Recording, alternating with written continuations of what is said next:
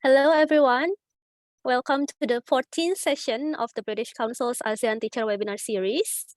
Greetings to all teachers who are joining from across the world, who are here with us on Zoom or on Facebook. My name is Maria Arsandi. I'm the Program Manager of English Programs, British Council Indonesia. First of all, happy International Women's Day to all of us. This is very timely because today we will be talking about gender in language education. But before we begin, I would like to mention a couple of reminders. A couple of housekeeping. The first one is a reminder that this session is being recorded and live streamed on British Council's Teaching English Asia Facebook. By attending, you're acknowledged that your comments may be recorded and rebroadcasted. Second, if you would like to ask questions, please type them in the Q&A box on Zoom or chat box on Facebook. And at the end of the session, you will be given a link to complete a post-event survey. And link to download your e-certificate will be provided after you submit your feedback. Now moving on, celebrating the International Women's Day, today we have 3 female teachers joining from different countries to share their best practice in creating a more gender-fair teaching. And I would like to invite each of the speakers today to introduce themselves. And we can start from Myanmar.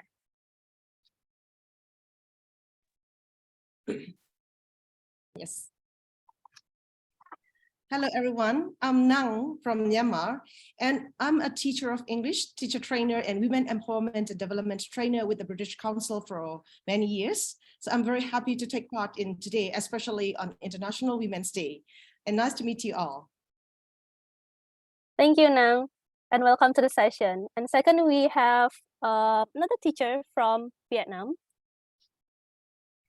Hello, everyone. My name is Tom, and you can call me Tom here because it means pineapple in Vietnamese. And I'm a lecturer and a teacher educator at Viet Nam National University, actually University of Languages and International Studies.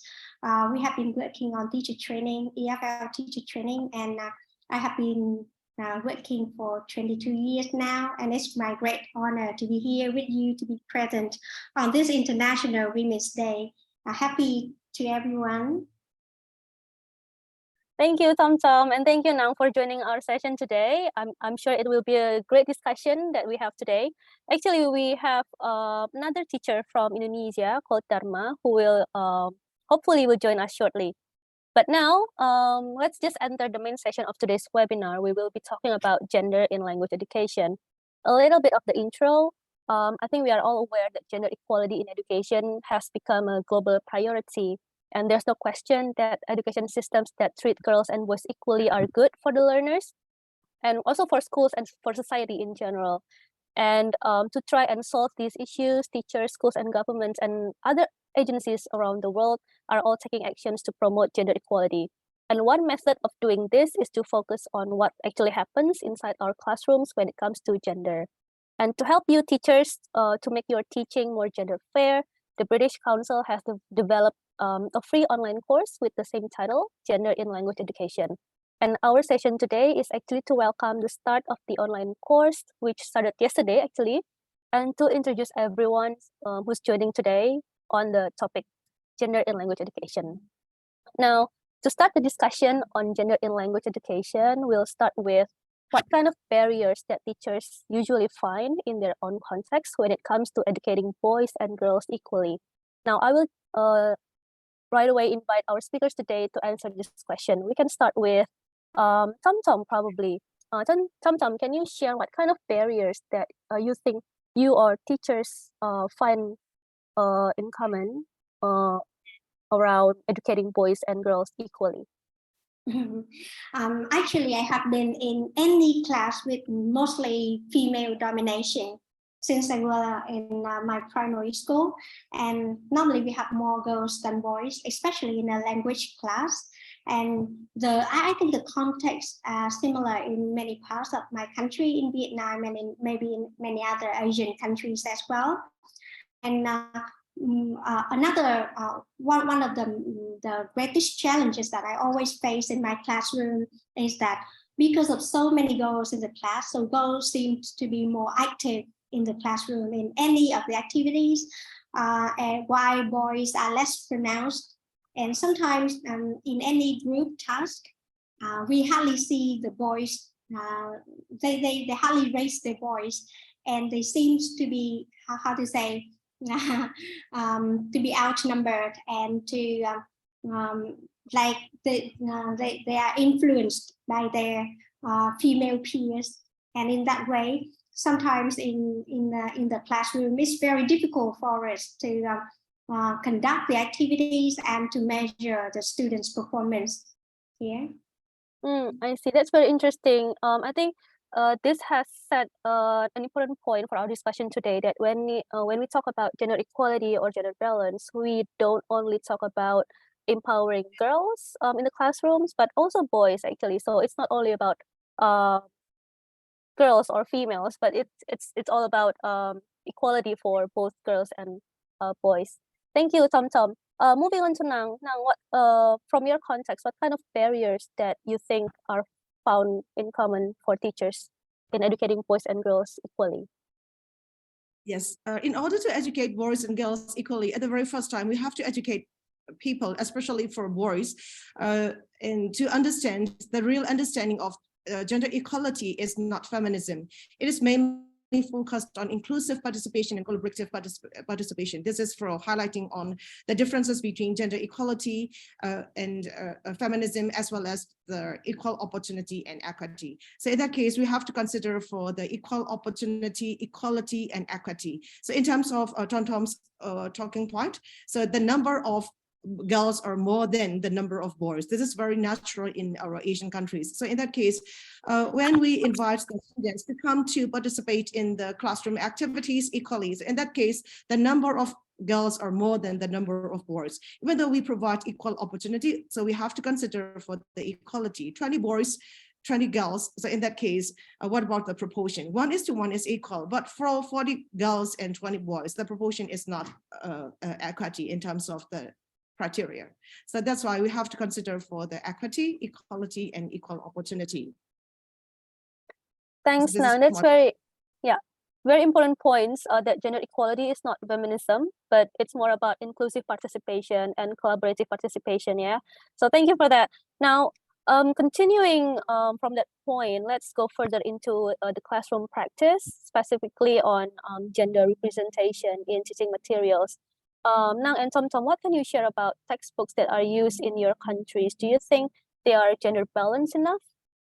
I think in the past, stereotypes or gender bias are normal to be to be found.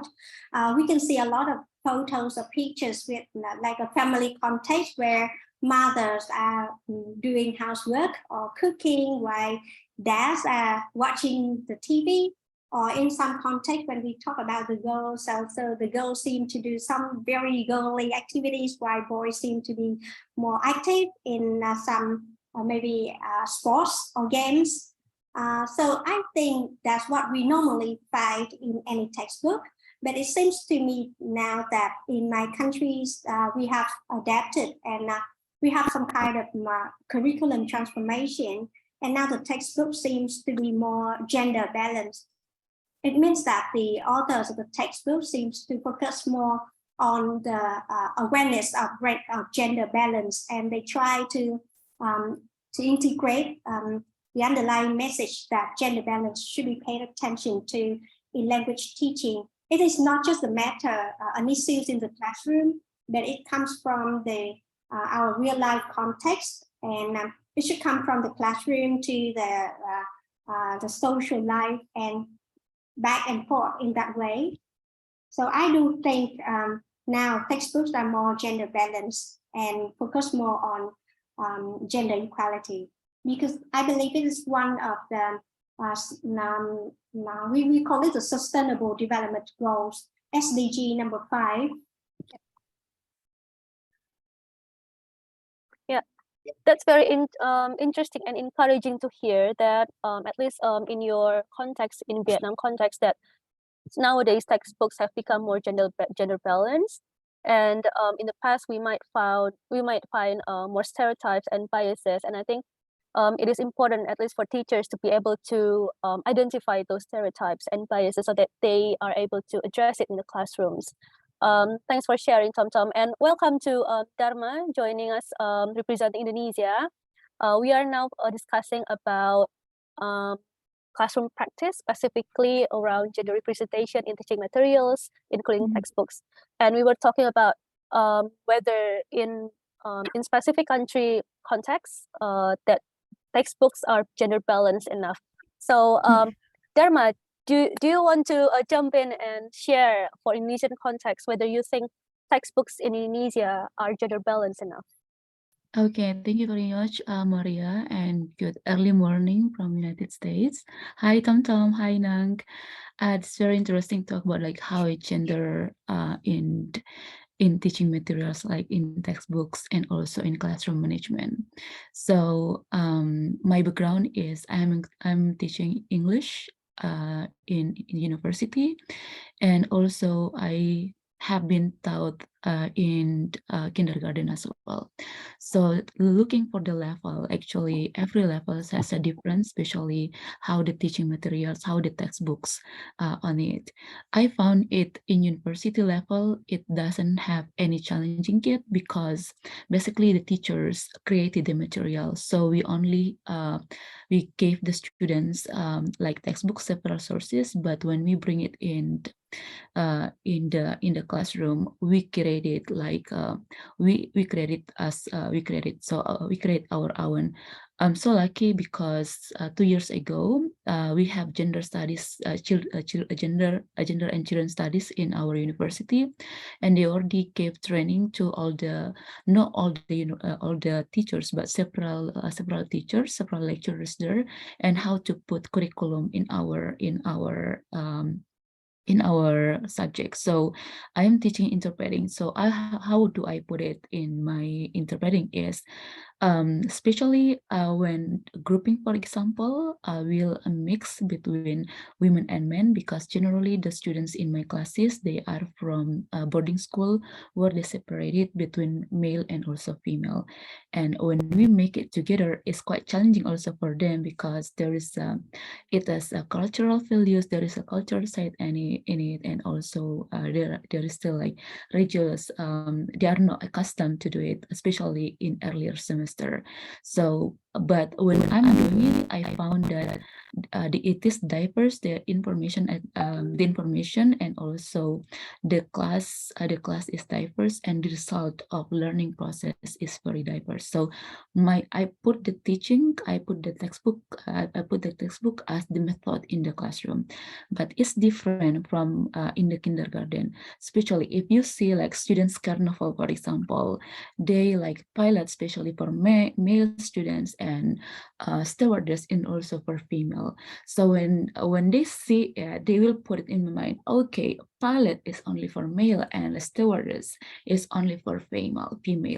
And especially also for the textbooks, they focusing on like on how do you call it, on the cover, for example, they already just put mom like cooking, or mom, especially in domestic places, but that, for example, like focusing on breadwinners. So this is the kind of things that we as a lecturer, we always see in the textbook.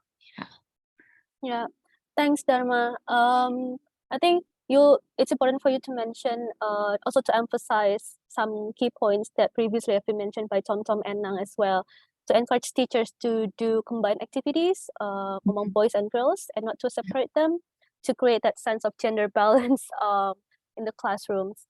And okay, let's move on first, and we can go back to this. Let's hear from Nang. Yes, Nang. Yeah. So, so you want me to talk about the gender balance in the textbook for the additional? Whether you think textbooks in your countries are are gender balanced enough. Yes. So from my point of view, in order to have equal proportion of men and women in textbooks, we can create, yes, if we haven't seen the gender balance from the textbooks, we can create extracurricular activity instead of the course content from the textbook. For example, the authentic materials during these days, the real life event. For example, today is the International Women's Day. So we can use the 1 Billion Rising event for the extracurricular activity in order to improve the students' integrated learning. The content is 1 Billion Rising. Then the skills are mainly focused on listening for the songs about 1 Billion Rising, a song section, and they can improve the listening. Then as well as what is the real history of 1 Billion Rising. So let the participants find out some facts from the internet searching in order to know the history of 1 Billion Rising for the gender balance. So such activity can be created to get the important role of gender for the students in the classroom. So all the 4 skills, reading, writing, listening, speaking, and the gender content can be combined together for the classroom activities. And I would say this is gender equality, gender balance activity for some special days like today, International Women's Day. Yeah. That I'm definitely sure this evening, my section, online section, ESL classroom, I will use one of the materials from BBC. Yes, one of the materials from BBC and mainly focus on International Women's Day. And I already downloaded the audio clip from that one. Yeah. So this is my example how I created the gender content for 4 skills to ESL and EFL students. Okay, that's great. We will have a Q&A section at the end, but before we move on to the next discussion point, I saw a question from Facebook from Paula Graham talking about who are the most active in ESL classes, boys or girls, and why. I think Tom and Nang mentioned this a bit at the beginning, but probably it would be interesting to just hear from each of you about the situation in your context, about who are the most active actually in your classroom. Is it boys or girls?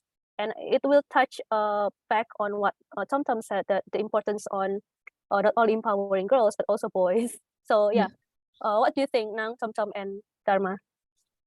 Okay, who is the first? I will go. You can go first, Dharma. Okay, thank you. So I'm really excited to talk about like female or male students in the classroom. I found it in every classes will be different. Sometimes in one class, male dominated, but another class is female dominated. So it's very important for us as the teacher or the lecturers, instructor, in the beginning, we already understand like what actually the class, like how is the atmosphere of the class, and supporting system in the classroom is very important. Therefore, in introduction, we are very strong rules, for example, like respect one another. Generally, when the students feel not supported, they can do it, but they are not eager to make mistake, to make a failure, like feel like failure in the class, like doing experiments, especially in speaking. When I'm teaching speaking or interpreting, when they are afraid, we have a supporting system in order to support them, so they feel they are safe, they are in the safe environment to make mistake, and let them be vulnerability, like let them to make mistake as well as they can, so they can train themselves, especially in pronunciation. So when I see that male or female, because it depends on individuals. So out of the class, I challenge them to learn to make English meeting. They can choose who is the leader, who is the vice, and then who will talk, and then what is the topic. So they have the freedom to do it. Therefore, I say that between male and female, it will be difficult because it depends on the individual, and then it will depends on what culture you are in, where you are, because generally, like in the village, probably male will be dominated because a male always put in the first, but in the cities, male female can work together and also can in the same stage. Yeah, that's what I'm seeing around me. Thanks, Dharma. I think that's a good example to show how English language classroom can be a good moment to provide equal opportunities for both girls and boys to practice leaderships, so that when they get out of there, they can already have that empowerment in themselves through practice in their schools and classrooms. Yeah. So that's very interesting. Tom, what do you think about the domination between boys and girls, or who are more active between boys and girls in English language classrooms or in ESL classrooms? In my ESL classroom, I mean that I work in higher education and in a teacher training college. So I actually in my classroom, sometimes we face a kind of toxic feminism in a way that the girls seems to be so active and they try to express girl powers over boys. And it is funny to see sometimes that they try to compete against each other and the girls show their strength in language, because normally we have the female language teachers, especially at lower level in education. So actually before any classroom, I often try to do a kind of needs analysis, and I try to conduct some kind of understanding of the learners of the gender in the classroom. And I try to set some kind of, so we together, the teacher and the students, we try to co-construct the rules, the housekeeping for the classroom. That is the respect, the mutual respect. And also we focus on the equal contribution, equal collaboration, and equal opportunities for everyone to join in any kind of activity. And one more thing that I have embedded successfully in my classroom recently is the empathy in, students or even the teachers, we should have empathy towards each other. So what would it be if I were a boy? What would it be if I were a girl in each situation? And by encouraging empathy, I try to motivate my students to have deeper understanding of the other gender. And also I put them in a context where they need to think twice and they need to consider working together effectively. And for this reason, I think that it is important for us to increase the awareness of gender in the classroom by teaching and by improving students' engagement in real life or authentic activities. Like I encourage them to do project-based learning. They can conduct research on gender and gender equality. And I do think that teachers need to be well equipped and to be trained with the approaches to deal with gender balance in the classroom. And and for the other things, we know that sometimes we still see the gender issues in the textbook because it's so normal, so common to see and common to find.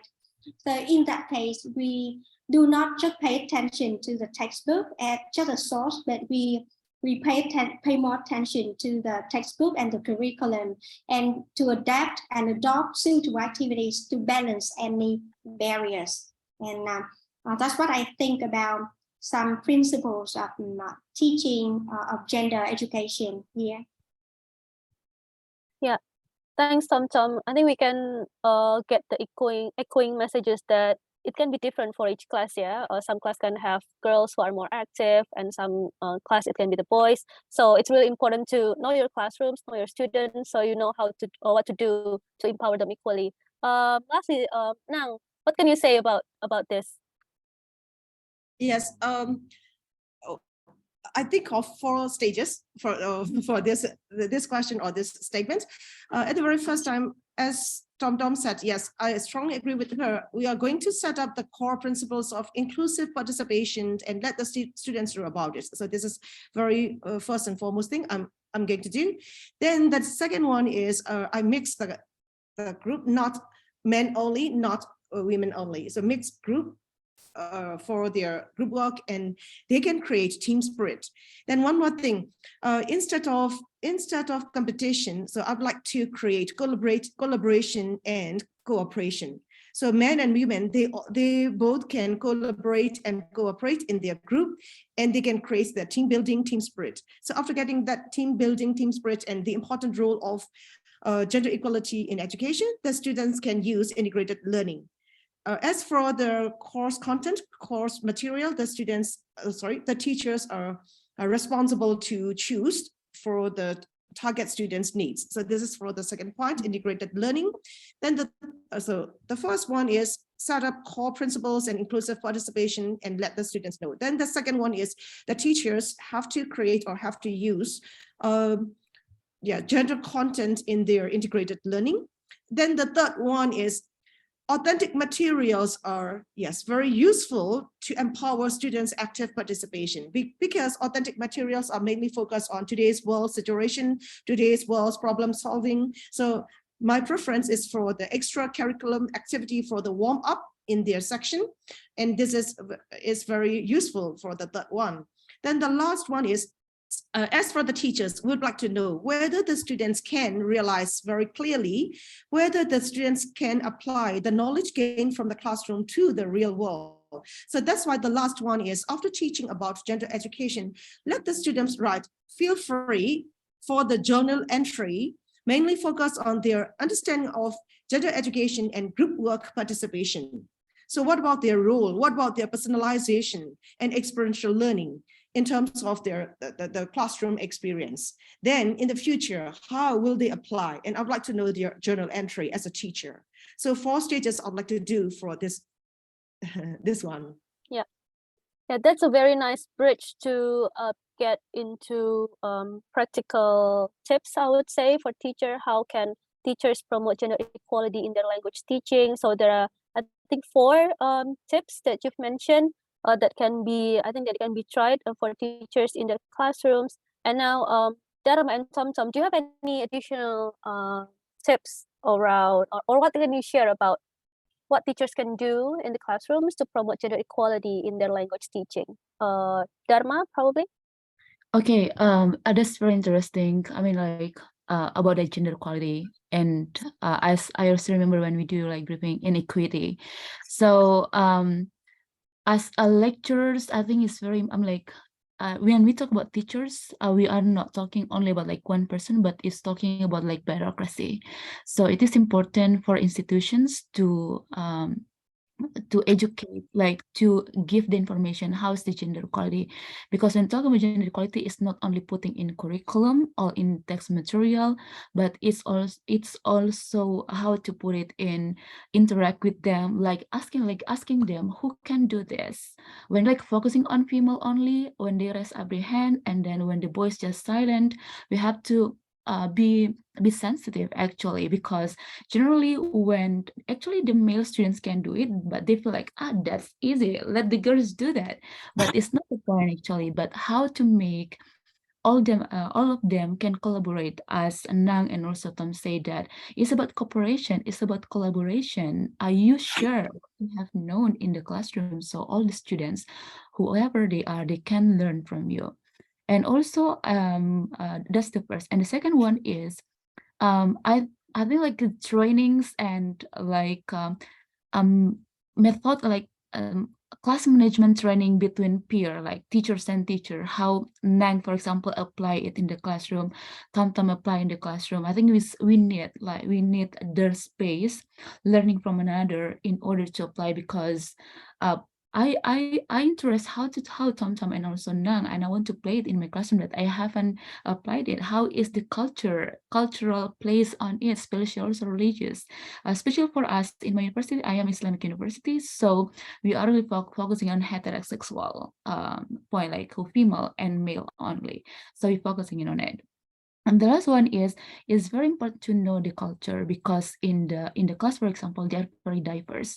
And what is the interest? Do they love football? Do they love, for example, like Korean songs and Korean things? Do they love about that? Because in this case, that we focusing on, we put our foot in their shoes. What is actually they do interest about, and also be mindful. And that's I always love challenge them and taking leadership, because as a university students, it is the last stage of their life, and then they will come to the community and also to work. So giving the opportunity that there is no limited between male and also female, it will influence them. It can bring the sense that whenever work they do, their work doesn't have any gender, and they can do that.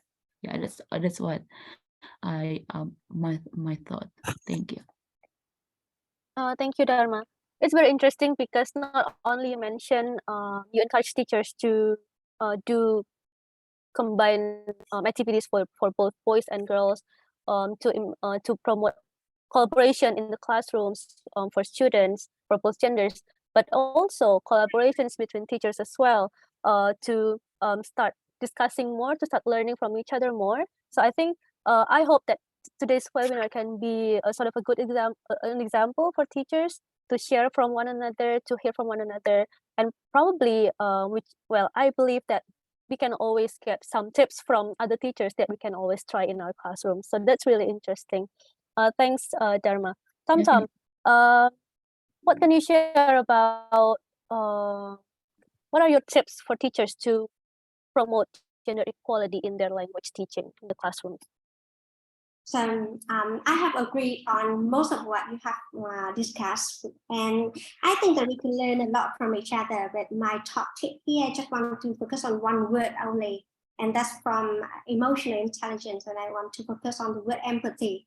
I have just mentioned empathy. You know, as a teacher, we should be empathetic to our students and empathetic to our colleagues and to the people around us. So in our classroom, we promote empathy where students themselves can be empathetic to their peers, to their friends, to the teachers too. So we think that gender, so it's actually one of the issues in our current, in our contemporary world, we cannot avoid the gender bias, but we try to increase our awareness, our understanding, mutual respect. And in that way, we can be more empathetic and we can express what we really care and we are really concerned to make things better. And if there is something in the textbook, we try to adapt and adopt it. And something with the people, stereotypes the bias here. So we don't try to change them, but we just want to create a kind of growth mindset for everyone that we are living in this contemporary world. And we need to move towards the sustainable development goals rather than stick to something very conventional and something very outdated. So things like boys are stronger than girls, girls are more gentle than boys, or we even think reach towards to the LGBT, to other disadvantaged groups, not just gender here, not just for boys and girls. So that's what I think, because we moved toward the liberal education, we move forward to innovation, and we encourage our students to be adaptable and responsive by Viet, to not just to the curriculum and not just to the syllabus here, but to the society, to community, that they're going to grow up, they're going to enter their this world of employment, and they will have a lot of experience further in their life. So that's what I want to say. Empathy is the key word. Excellent, Tom Tom. Yeah, that's really an important point. I think for teachers to be aware that whatever activities or whatever values that they bring for the students in the classrooms will also be brought by the students outside the classrooms to their actual real life out there. So it is important for teachers to be aware what kind of values that they see in the classroom for the students, what kind of principles, and how they can empower both boys and girls equally, so that in the students' real life, they can practice leadership, for example, just like what Dharma has mentioned previously as well. So that's really interesting. I think we can get into the Q&A session. Just now I saw a question from Angela Arroyo. I think this question has been answered by the speakers, but we can have a look at it again. The question is, as a teacher, what activities do you conduct to inculcate values of gender equality in students? And each of the speakers today have mentioned lots of practical examples, I think. But I remember that Nang actually has the example that probably teachers can try to use in the classrooms by using pop culture, probably, such as movies or songs. Nang, what can you share about it? Yes, I'm going to share it for everyone. And this, I would say, this is not perfect, but this is very useful, and this comes from my real teaching, my real experience. So here you go. I'm going to share it to you all. Yes, gender education in ELT for materials development in gender context. So as for this one, I created some extracurricular activities, especially to use in the warm up section. So the first one is from a movie. This movie, I think so many people have already watched it. Bennett Beckham, Keir Knightley's. This is very good for gender balancing and the important role of both men and women, and everyone can do regardless of gender. So such activity is empowering the students to get the awareness of gender. Then the second one is, the first one is a little bit fancy. Yes, a little bit fancy, and the actress is very popular. But the second one is documentary and very heart touching, very heartwarming, and both men and girls, men and women, both boys and girls, will have the awareness of, yes, you can imagine in the society is like a bird, boys or men are right wing, girls or women are left wing. If you wish to go far, if you wish to fly high, both left wings and right wings have to be balanced and very heart touching. And this one is from a documentary film, Pray the Devil Back to Hell. So this is also another film series. Then the next one is 1 Billion Risings during 10 years. Yes, from 2013 to 2023.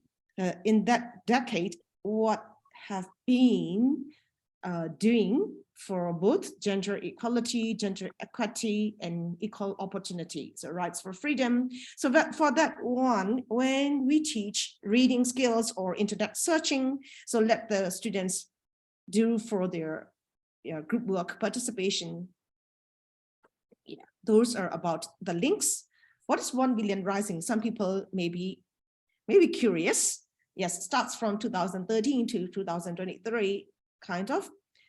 I would say process, when we teach process writing year by year, the synopsis from that one is already mentioned. Yeah.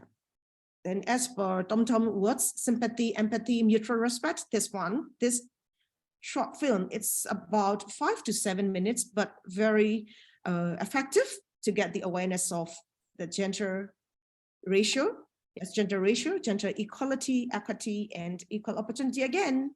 So this one, especially for the daytime, yes, when we teach after a heavy lunch, some students are a little bit sleepy, I think.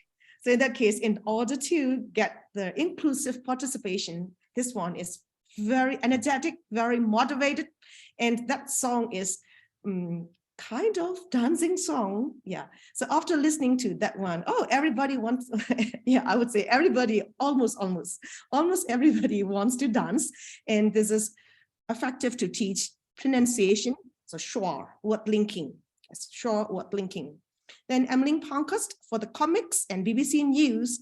Yeah, this is also useful for listening, pronunciation, and I would say kind of comparison writing.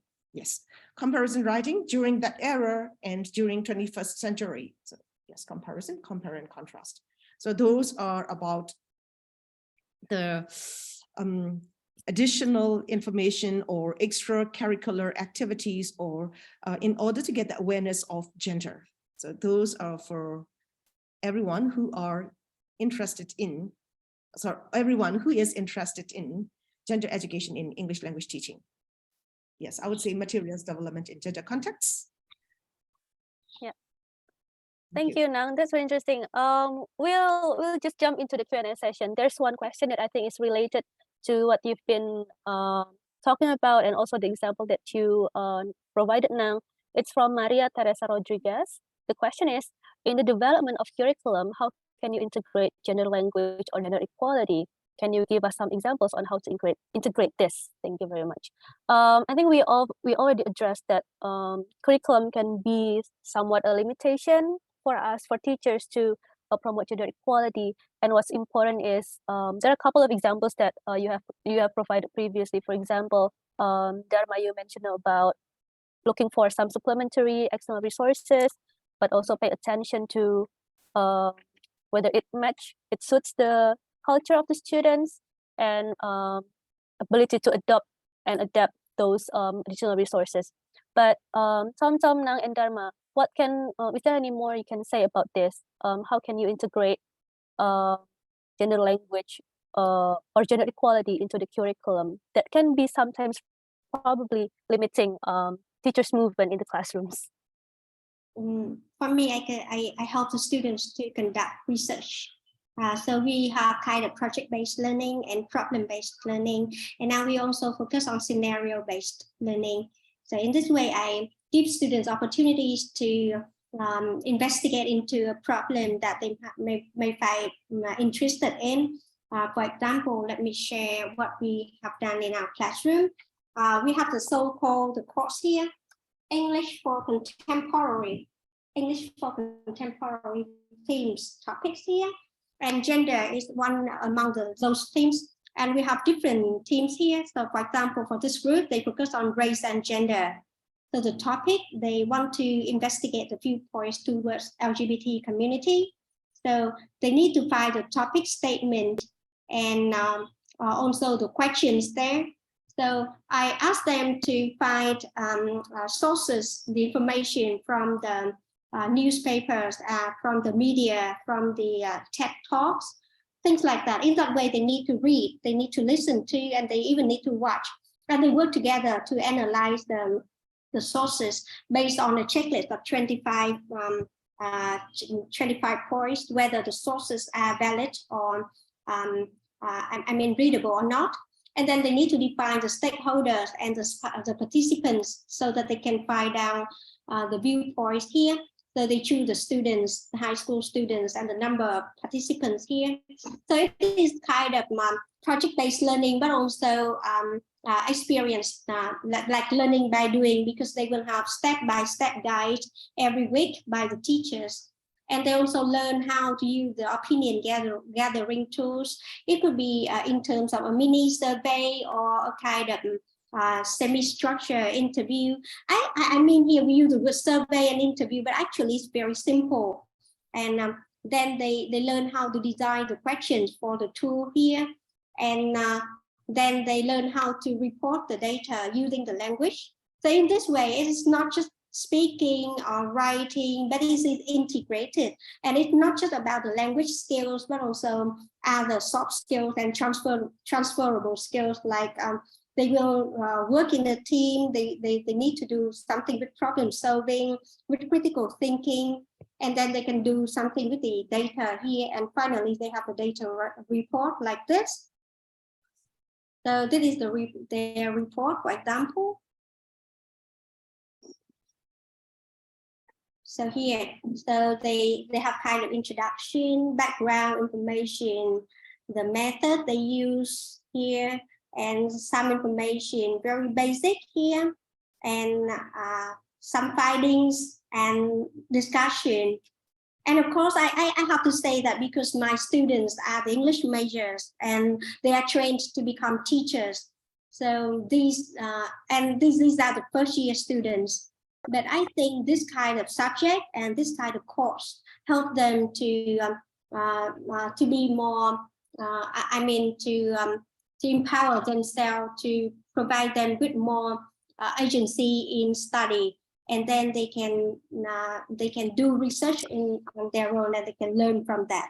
So that's the way I often do in my course and curriculum development. Okay, that's interesting, Tom. Tom and Nang, if you can share me the slides or any links that we can share to the participants, you can email it to me so that we can include it in the folder, or if you can share it in the chat, that would be fine as well. I'm aware of time. There are so many interesting questions in the chat box and in the Q&A box. I think we can go with two more questions, one for Dharma and another for Nang. First for Nang, I think this question is can be for you. It's from Jolie Perleco. The question is, what is the difference between gender equity, gender equality, and women's empowerment in terms of education? Nang, it's for you. Yes. Okay, thank you. So let me explain to you with specific example from my classroom. The first one, let me explain to you about equal opportunity. So for example, in my classroom, there are 40 girls and 20 boys. So 40 girls, 20 boys. Then I invite all the students, both boys and girls, you can participate in the presentation competition. This is the example, no? Presentation competition. And you will have six awarded prizes. You will get 6 awarded prizes. So in that case, number one, equal opportunity. Invite both boys and girls. Yes, this is equal opportunity. As for the equality, the awarded prizes are 6 in total, 3 for boys, 3 for girls. So when you hear that words, oh yeah, 3 for boys, 3 for girls, you may think this is gender equality. Actually, it's not like that. If you exercise, if you do like this, 3 for boys, 3 for girls, this is sugar-coated gender equality. I would say sugar-coated gender equality, because in terms of the criteria is equity. Equity represent, you can measure 3 awarded prize for each. For ladies, in total 40 girls. 40 girls have to try their level best to get 3 awarded prize. For boys, 20 boys, only 20 boys will try to have 3 awarded prize. So this is equity. If so, what should we do? In terms of 66, so that the ratio is 1:10, right? So if so, 4 awarded prize for ladies, 2 awarded prize for gentlemen. This is fair. If we choose 6 in total for 60 participants, no, this is not fair. This is sugar-coated gender equality. So the measurement indicator is equity. So that's why when we announce equal opportunity, all boys and girls, you can participate. Yes, this is equal opportunity. But as I said, equality and equity, all the students have to think, I would say not have to, must think in order to avoid bias.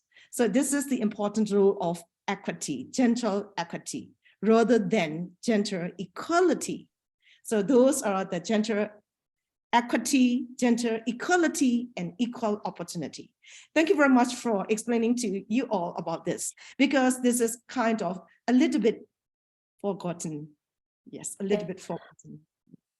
Very great and clear explanation to explain the difference between gender equality, gender equity, and equality opportunity in terms of education. So I hope that answered your question, Jolifer, because I personally think when I saw the question, I immediately remember what Nang mentioned in the briefing session about gender equity.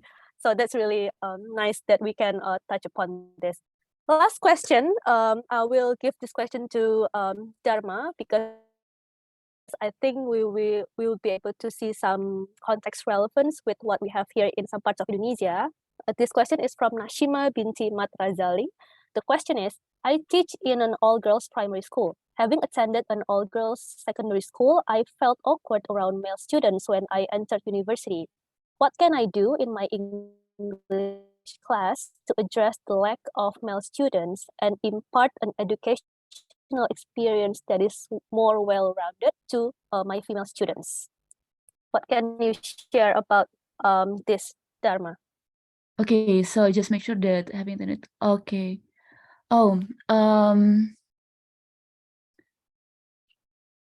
Okay, that's very interesting. When I was teaching in, I think it is, I was teaching in one of the study program that's more on how to, I was teaching in engineering, where it is like a male, so dominated by male. So actually it is like the opposite. So you entering in the female classroom where it is rarely to find a male.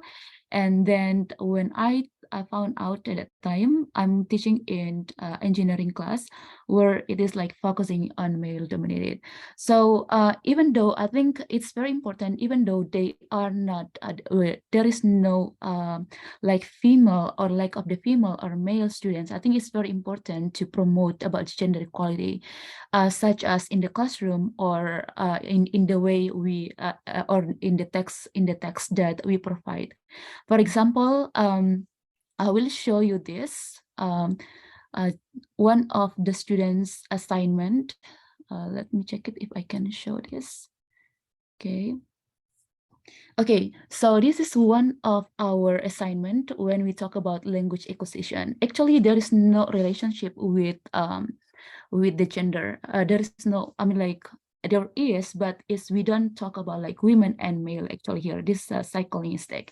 So the students are challenged to work in the group, and in fact, because of the male students is not as much as the female students, so only one male students in the group, and the result is, if you can see, okay, what do you think? What do you see there? Our women, our mom with the kids, right? And then there is here again. So here there is in the down talking about syntax, male female again, hold the baby. So imagine this is male classes, there is no female classes. So how do we teaching it, how we promote it? We what I'm doing it here is we take their interest and also let them think what actually happened here. So what actually like female role here, what actually male roles here. So in this case is we trying to bring the material still in equality or in equity, like male and also female, even though they are male students or they are female students, what I can say. So this is the way we promote, I mean, still keep promoting it, how is the female and also female and also male students, even though the students are only female or only male. That's what I can answer. Okay, thanks Dharma for providing some examples as well. I hope this answer questions and gives general ideas or practical tips, examples that you can bring back to the to your classrooms, Mashimi. So thank you very much. It's a shame because we still have so many interesting questions, but we only have 5 minutes left. So I think we are getting close to the end of the session. But before we end, I would like to remind everyone to register to the online course to learn more deeply about gender in language education. And just to help everyone to get to know about this online course, I will invite my colleague Adi to show you how to register to the MOOC. Adi, are you there? Please feel free. Hi My colleague everyone. Adi, yeah, my colleague Adi will do the demonstration to register to the MOOC. So let's see together. Yeah. So let me stop share first for a while. Then so when you see this, you see the link here. See the link down here, just click it. We will drop the link as well on the chat box later, and as well as on Facebook. So just click the link, and then you will arrive in website like this. So once you click the link, it will drive you to this one. Then go down, and then here, how do you sign up for the course? You have two options. If you already created an existing account from the previous MOC, so just click this one. But if you're a newcomer, so just click create a free account. Then when you create the free account, let's see. You can skip the pictures, just fill in the one with the stars. So let's say I'll put this one.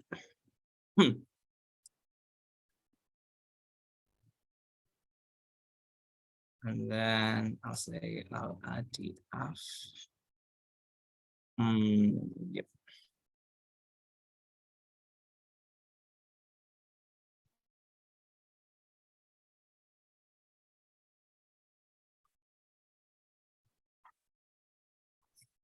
Yep.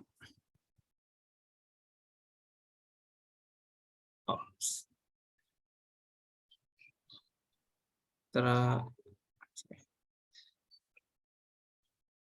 And then your surname,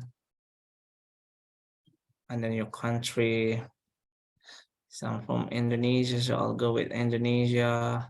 You don't need to put phone numbers. If you wish, you can do that. And then don't forget to click the terms and conditions here. And after that, click create new account.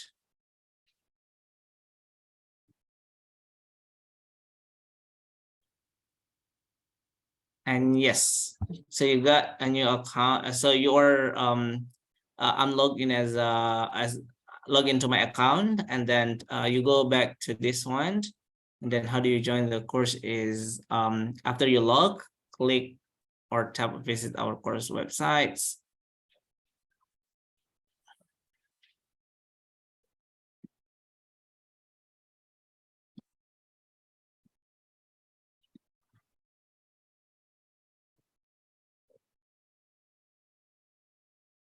Sorry, it takes a while. Yeah, and this is already, and then just click enroll in activity.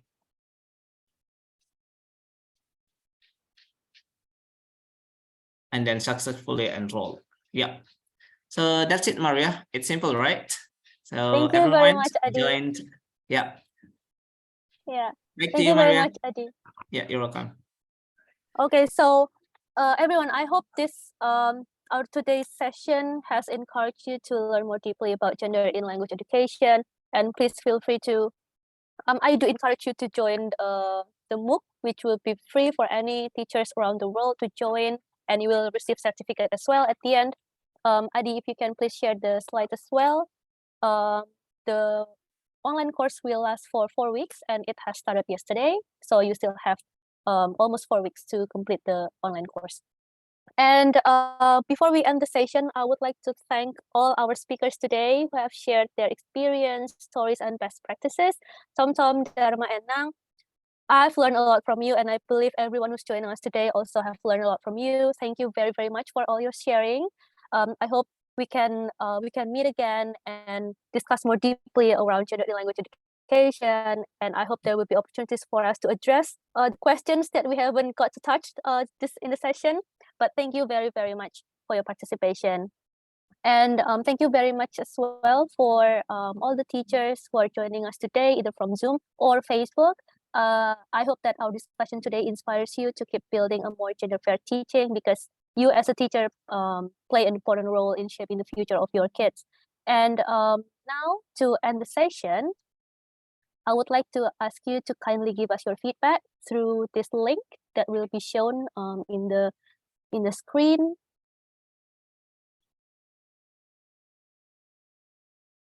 Okay, let's wait. Can we have the link for the feedback?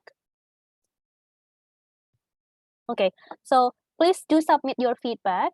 And after you submit your feedback, please do not close the page until you see a link to download your e-certificate. So please share your thoughts and feedback and comments from this through this form. And finally, thank you again for all teachers who have joined us today in this series, both from Zoom and Facebook. Please stay connected with us through our British Council Teaching English East Asia Facebook page for more information about our future events. So thank you, and we look forward to seeing you in future events. Take care, everyone, and thank you again to Tom, Dharma, and Nang. Thank you so much, Maria, Adi, Ekarat, Tom, Nang. Really happy to meet you all, and then looking forward for more collaboration in the future. Our pleasure to have you in this session today. And Bye, happy everyone. International Women's Day again. Oh yeah, happy International Women's Day. We just started here today. Wow, nice. Okay. Love it. And Nang and Tom, if you can share me your slides.